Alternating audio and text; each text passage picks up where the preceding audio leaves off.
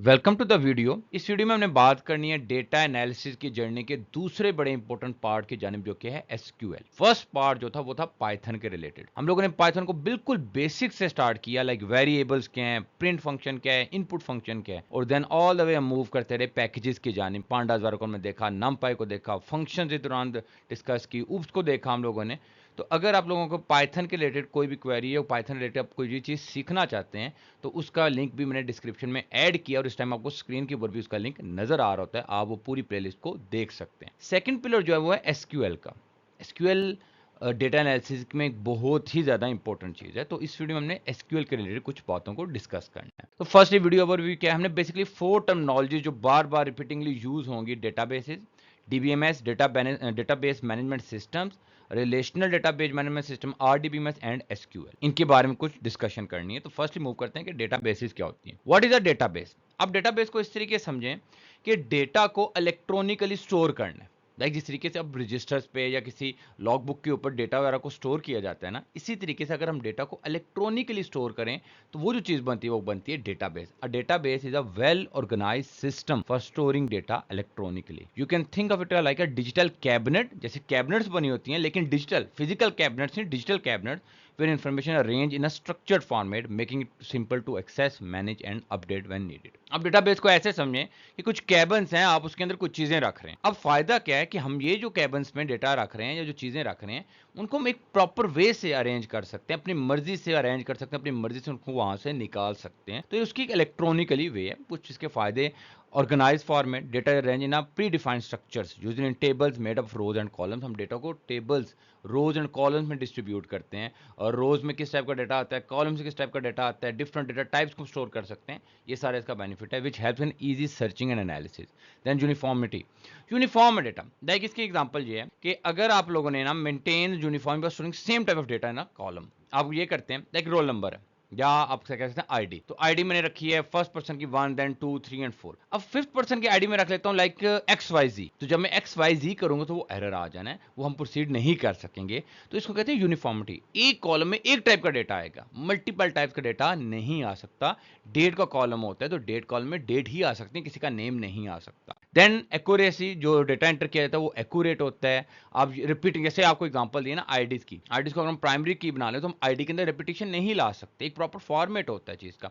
Like हमने किसी की ईमेल लिखनी है, ईमेल के एंड पे @gmail.com एक फॉर्मेट है, या कोई भी yahoo.com हो जाए, hotmail.com हो जाए, outlook.com हो जाए, तो एक फॉर्मेट है। मैं इस फॉर्मेट को कैंसिल नहीं कर सकता, इस फॉर्मेट को खत्म नहीं कर सकता मैं। देन एक्सपेंडेबल, एक्सपेंडेबल का मतलब ये है कि अगर आपके पास करंटली 50% का डेटा है तो आप उसको इंक्रीज डिक्रीज भी कर सकते हैं, 100 कर सकते हैं, 200 कर सकते हैं, 10 पे लेके आ सकते हैं। तो एक्सपेंडेबल है, आप उसको डिक्रीज या इंक्रीज कर सकते हैं, एक्सपेंड कर सकते हैं। Then DBMS. अब ये जो बातें की ना डेटाबेस, इन सारे कामों को करने के लिए हमें कुछ सॉफ्टवेयर चाहिए होगा, तो वो जो सॉफ्टवेयर होता है उसको कहते हैं DBMS. A DBMS, database management system, is a type of software that helps user build, handle and work with database.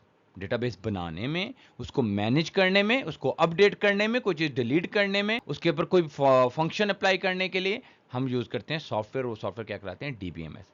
It serve as a bridge between the user and actual database. एक database है और user, यानी कि जो database बना रहा है उसके दरमियान डीबीएमएस क्या करेगा? यूजर से डेटा लेके डेटाबेस में स्टोर कराएगा, इंसर्ट कराएगा, डेटा वहां से रिट्रीव करना है, उसमें हेल्प करता है। Making it easy to add, view, change or remove data. At the same time, it ensures that information stays safe, organized and consistent. Stay safe यानी कि DBMS सॉफ्टवेयर की रिस्पॉन्सिबिलिटी सिर्फ डेटा को ऐड या remove करना नहीं, बल्कि उसको सेफ रखना, कंसिस्टेंट रखना, उसके अंदर किसी किस्म के एरर या एक्यूरेसी को डिस्टर्ब करने वाली चीज को आने नहीं देना। ये सारी रिस्पॉन्सिबिलिटी होती है DBMS. RDBMS, relational database management system, ये भी सॉफ्टवेयर होता है। अब प्रॉब्लम ये है कि डीबीएमएस भी सॉफ्टवेयर है और आरडीबीएमएस भी सॉफ्टवेयर है। फर्क क्या है? डीबीएमएस की मदद से ना वो सॉफ्टवेयर है जो किसी भी फॉर्मेट में डेटा को हैंडल कर सकता है।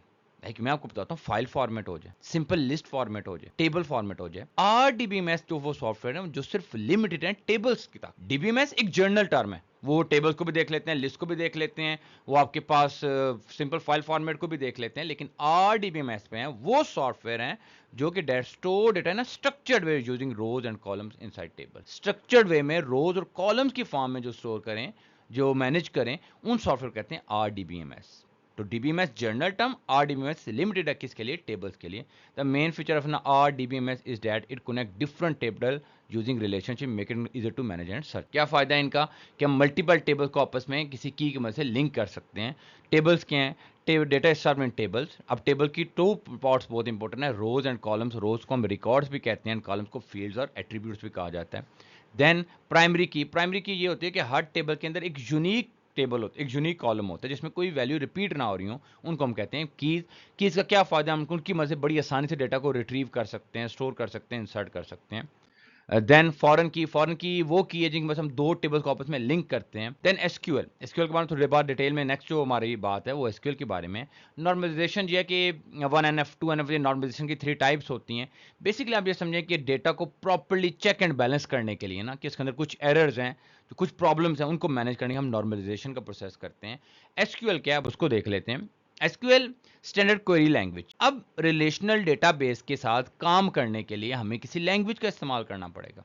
क्या काम करना है, हमने RDBMS सॉफ्टवेयर के अंदर कुछ चीज़ इंसर्ट करनी है, कुछ चीज़ रिमूव करनी है, कोई चीज़ अपडेट करनी है, तो उसके लिए जो लैंग्वेज यूज़ करेंगे उसको कहते हैं SQL. SQL standard query language है, standard language use for working with relational database. It helps you manage and change the data in the database. With SQL, you can search, add, update or remove data as well as create or change the structure of database itself. हम SQL में से data को update कर सकते हैं, search कर सकते हैं, रिमूव कर सकते हैं, क्रिएट कर सकते हैं डेटाबेस, और कुछ चीज चेंज करनी है वो भी कर सकते हैं, इवन स्ट्रक्चर को भी चेंज कर सकते हैं। की पार्ट्स कौन से होते हैं एसक्यूएल के? 4 की पार्ट्स में डिस्कस कर लेते हैं। DQL, data query language, use to get data from database. The most common command is select. Database के अंदर से डेटा को निकालना है तो उसके लिए बार बार हम यूज करेंगे सेलेक्ट की command.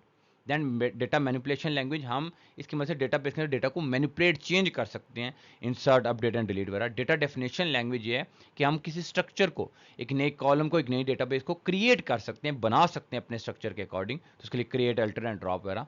And DCL use to control who can access और make change to database, example grant and revoke. यानी कि हम ये भी कर सकते हैं कि हर पर्सन जो कंपनी में एम्प्लॉय डेटाबेस को मैनेज कर सकते हैं, हर पर्सन को ये अलाउड नहीं होता कि वो डेटा को अपडेट या रिमूव कर सके, तो उसके लिए हम ग्रांट या रिवोक की कमांड वगैरह को भी यूज कर सकते हैं। तो ये बेसिक डेफिनेशन वगैरह है।